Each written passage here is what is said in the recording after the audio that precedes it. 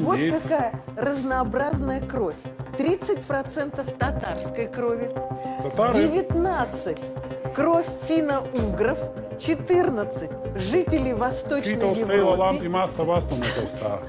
кровь жителей Центральной Сибири, они все-таки через Казахстан, там шли 13%, и капельки других кровей 10%. Вот такой мозаичной картинки мы не видели почти ни у кого, да, как у Николая Валуева. Lisäämme Вот сколько кровей надо было смешать, чтобы получился такой огромный, совершенно необыкновенный полный. человек.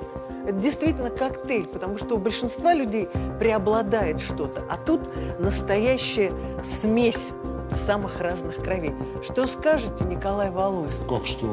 Я сейчас думаю, после вот этой вот диаграммы надо ехать в Татарстан. Сразу решать вопрос. С татарами?